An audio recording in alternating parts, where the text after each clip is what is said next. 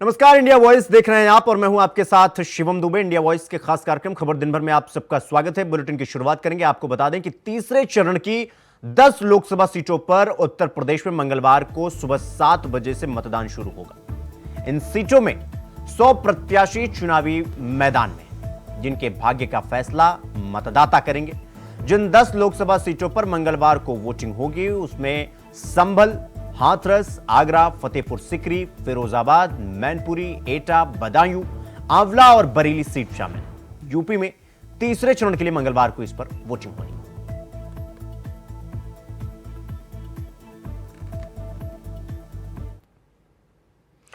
तो वहीं लोकसभा चुनाव को लेकर रैलियों का दौर लगातार जारी है। इस बीच प्रधानमंत्री नरेंद्र मोदी ने ओडिशा में रैली को संबोधित किया, जहां उन्होंने कहा कि आपके पड़ोसी राज्य झारखंड में नोटों का पहाड़ मिल रहा है। हम भ्रष्टाचार के खिलाफ बात करते हैं और करते रहेंगे। उड़ीसा के लोगों में दम भी है और जज्बा भी है,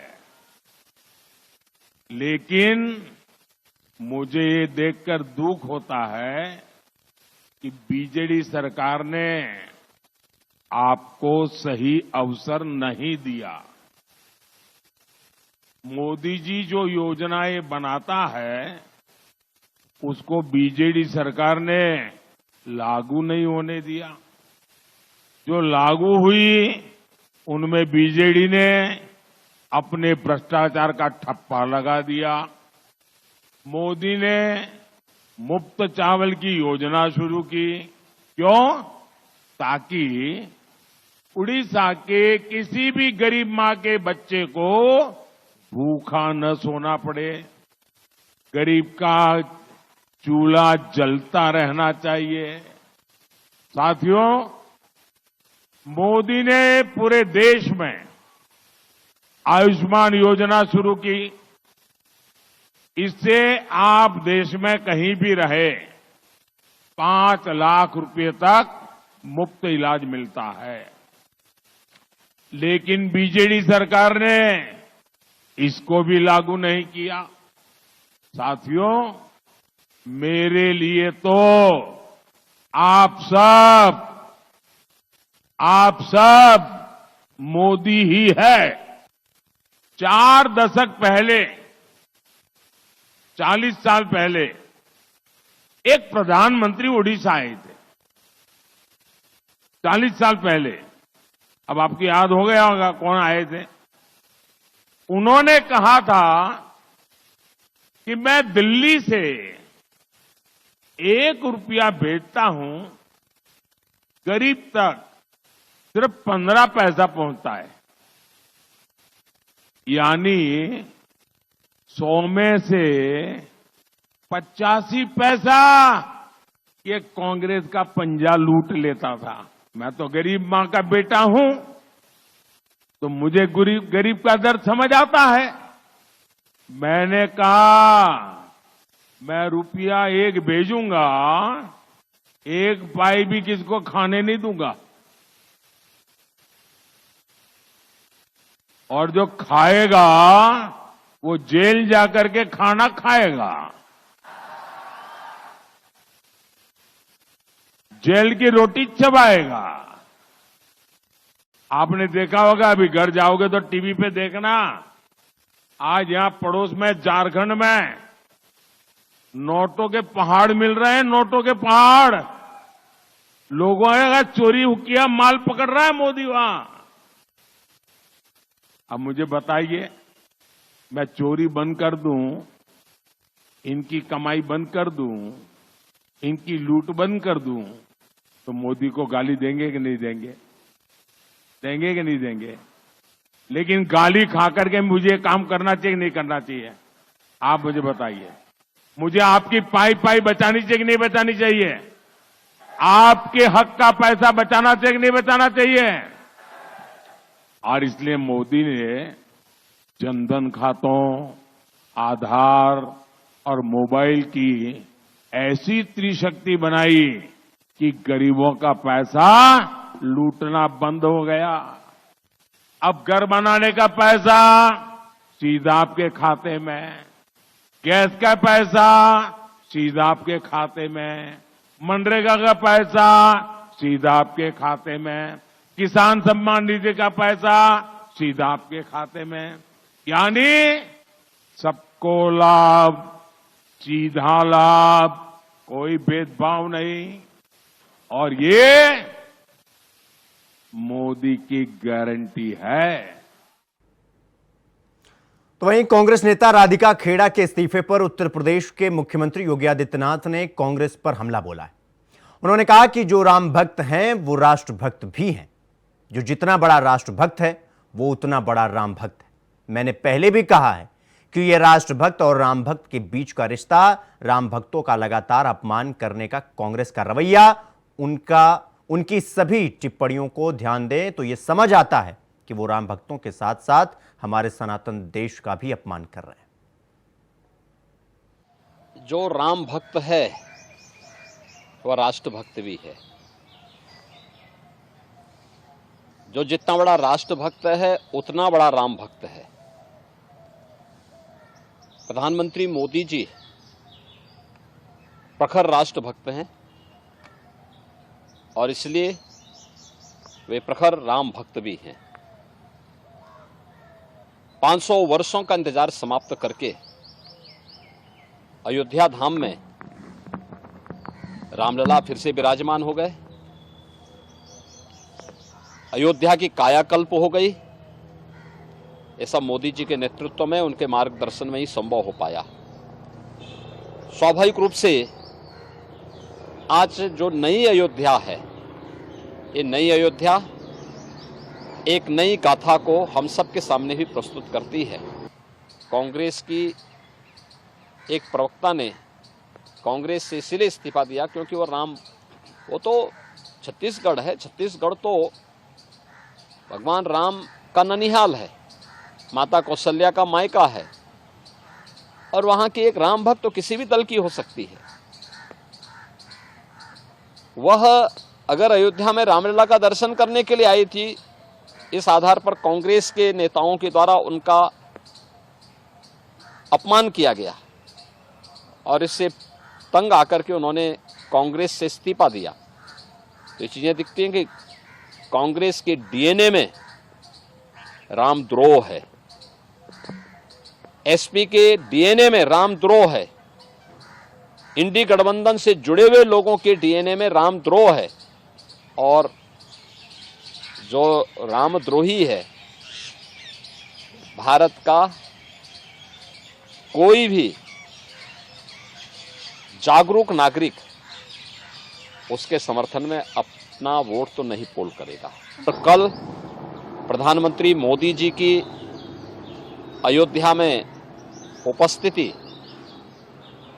पूरी दुनिया और पूरे देश के राम भक्तों को अभिभूत कर रही थी और इसलिए पूरी अयोध्या वहां उमड़ी थी। लाखों की संख्या में श्रद्धालुजन थे, राम भक्त थे। वे सभी मोदी जी के अभिनंदन के लिए, स्वागत के लिए उत्सुक थे और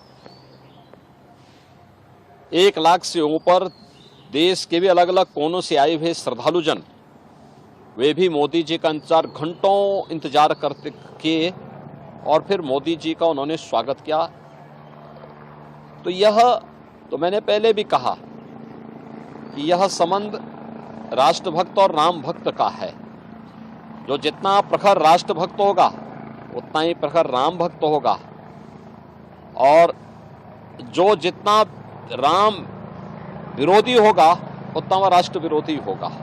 कांग्रेस का यह आचरण जो उसके द्वारा लगातार राम भक्तों का अपमान करके मर्यादा पुरुषोत्तम प्रभु श्री राम के बारे में इससे पहले भी कांग्रेस ने जिस प्रकार की टिप्पणियां की थी, उन सभी टिप्पणियों को ध्यान में रख करके अगर हम देखें तो उसका यह आचरण दिखाता है कि यह वास्तव में न केवल राम भक्तों का अपमान कर रहे हैं बल्कि हमारे सनातन राष्ट्र का भी अपमान कर रहे हैं।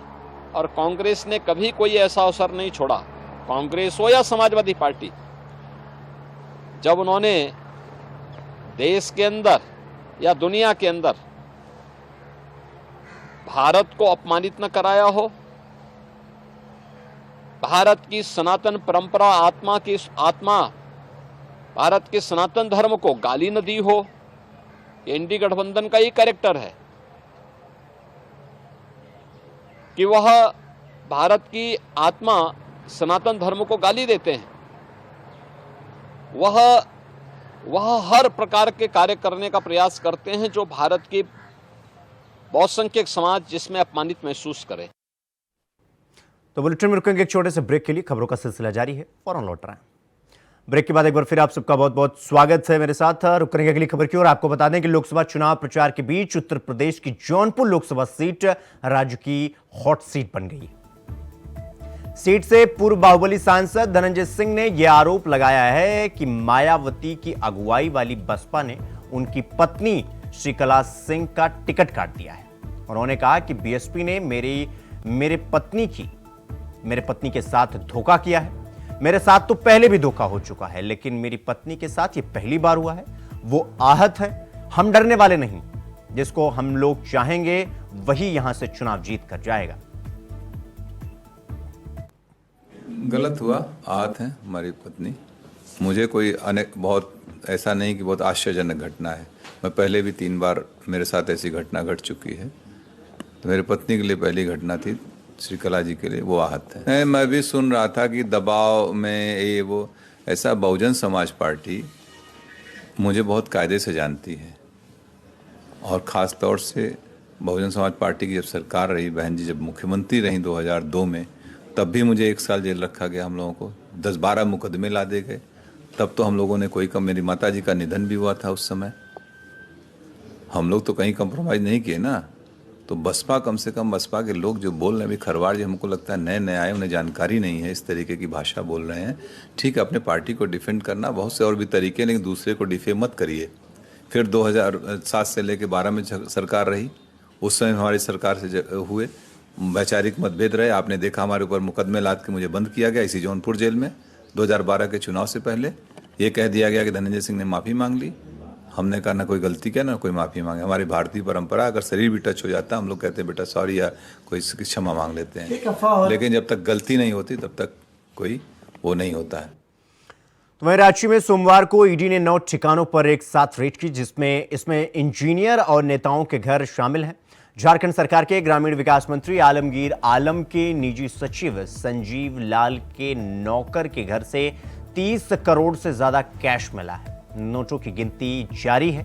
नोटों की ये गड्डियां बड़े बड़े बैगों में रखी थी। पीएस संजीव लाल का नौकर है जहांगीर, जिसके घर से कैश मिला है। जिन जगहों पर छापेमारी चल रही है उनमें से 2 इलाकों के नाम सामने आए। ये हैं धुरवा का सेल सिटी इलाका और बोड़या मोहराबादी रोड। सूचना है कि ईडी आज इनके यहां छापेमारी कर रही है। उन सबके तार चीफ इंजीनियर रह चुके हैं, वीरेंद्र राम से जुड़े भी हुए हैं। वीरेंद्र राम मामले को लेकर ईडी ने कार्रवाई की है। रांची के सिल सिटी में पथ निर्माण विभाग के इंजीनियर विकास कुमार के घर पर छापेमारी चल रही है।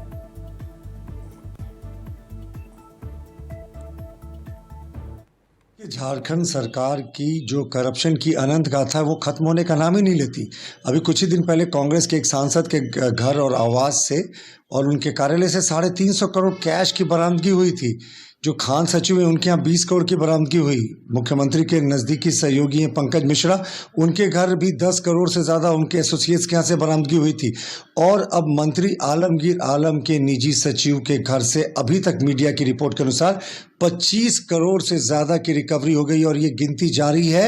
ये सीधे तौर पर आलमगीर आलम से कनेक्शन जोड़ता मान करते हैं कि आलमगीर आलम को तुरंत हिरासत में लेना चाहिए, कड़ाई से पूछताछ होनी चाहिए और इस पैसे का कनेक्शन जोड़ना चाहिए ईडी को। दूसरी बात, चुनाव आयोग भी संज्ञान ले, क्योंकि चुनाव के समय 25 करोड़ से ज़्यादा की रिकवरी कहीं ये दिखाती है कि कहीं ये काला धन चुनाव को प्रभावित करने के लिए तो नहीं था।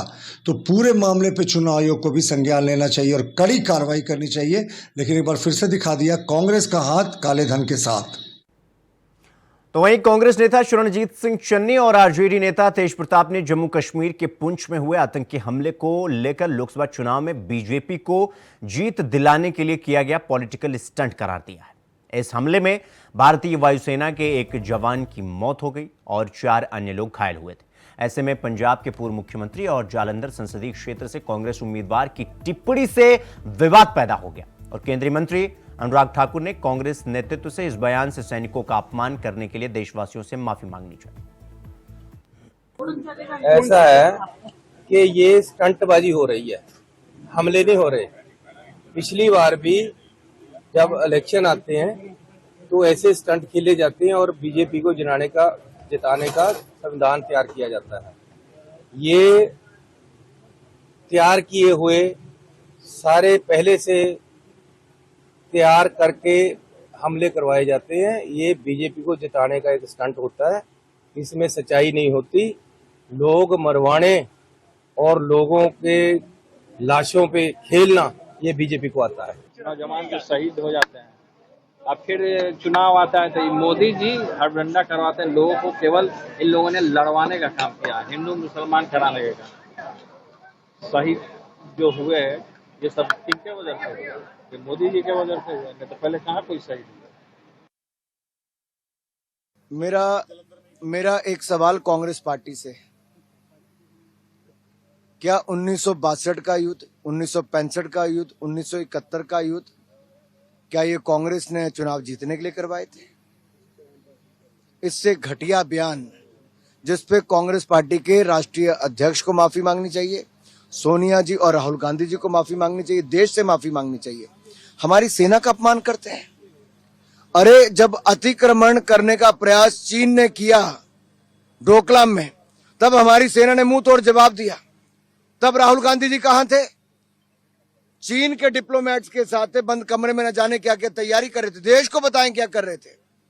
और जब एयर स्ट्राइक और सर्जिकल स्ट्राइक भारत के सैनिकों ने की तो उसके लिए कांग्रेस और विपक्ष के लोग कहते रहे कि फर्जी एयर स्ट्राइक है, हुआ ही नहीं। ये हमारी सेना की काबिलियत पर प्रश्न चिन्ह उठाते हैं।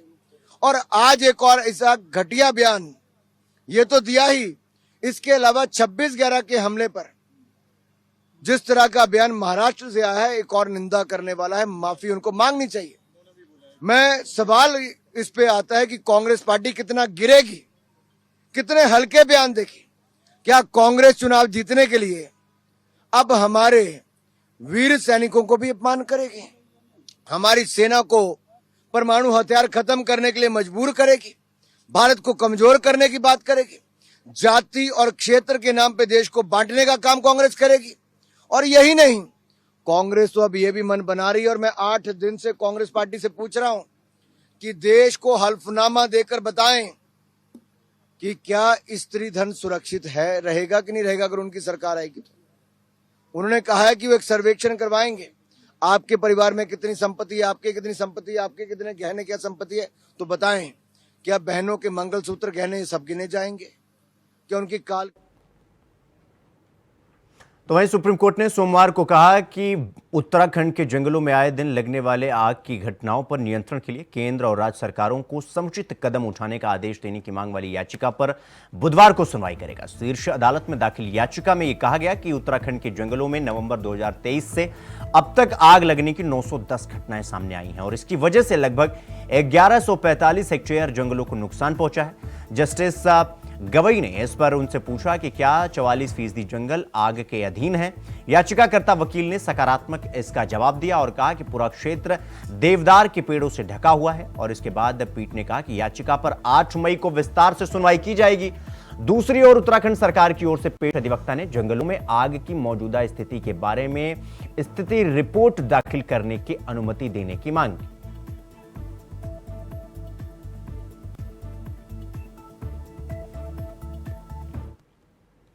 तो वहीं राजधानी लखनऊ में स्थित सीएमएस स्कूल के बच्चों ने एक बार फिर बोर्ड परीक्षा में अव्वल आकर न केवल अपने स्कूल का नाम रोशन किया, साथ ही अपने माता पिता का नाम भी रोशन किया।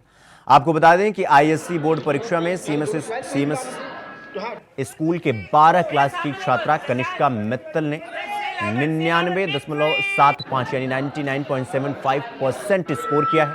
तो वहीं हाई स्कूल की परीक्षा में चंद्रयानस राय ने 99.80 यानी 99.80% स्कोर करके अपने और अपने माता पिता का नाम रोशन किया है, अपने माता पिता का सपना पूरा किया है। इतना ही नहीं, बड़ी संख्या में सीएमएस स्कूल के बच्चों ने 90% से ऊपर बोर्ड परीक्षा में स्कोर करके ये साबित कर दिया कि अगर सफलता का संकल्प निश्चित हो तो कामयाबी जरूर हासिल होती है।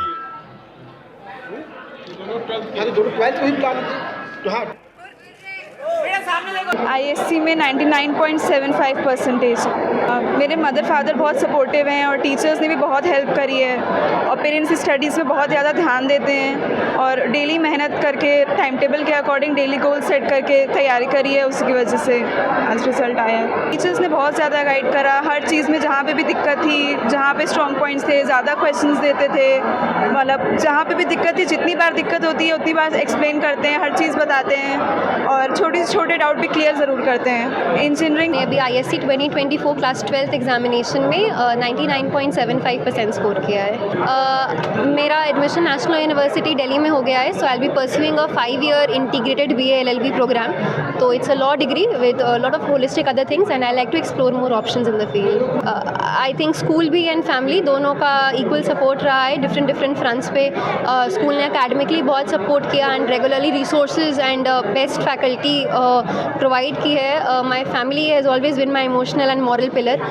दे have helped me battle successes and failures very well, so दोनों को ही क्रेडिट जाएगा। मैं अभी ISC 2024 क्लास 12th एग्जामिनेशन में 99.75% स्कोर किया है। मेरा एडमिशन नेशनल यूनिवर्सिटी दिल्ली में हो गया है, so I will be pursuing a 5-year integrated BA LLB programme. तो it's a law degree with lot of holistic other things and I like to explore more options in the field. I think school भी and family दोनों का equal support रहा है different fronts पे। School ने academically बहुत support किया and regularly resources and best faculty provide की है। My family has always been my emotional and moral pillar.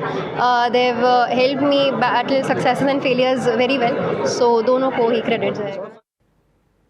तो वहीं अलीपुर शूटआउट कांड में बड़ा खुलासा हुआ है। आपको बता दें कि दिल्ली में एक बार फिर से खूनी गैंगवार हत्या की वजह बनी।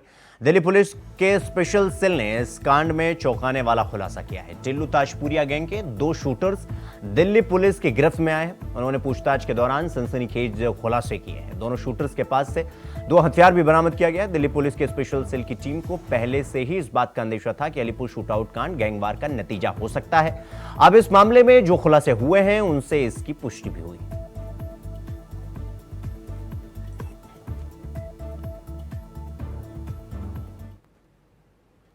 तो खबर दिन भर में फिलहाल अभी के लिए बस इतना ही। देश और दुनिया की तमाम खबरों को देखने के लिए देखते रहिए इंडिया वॉइस। नमस्कार।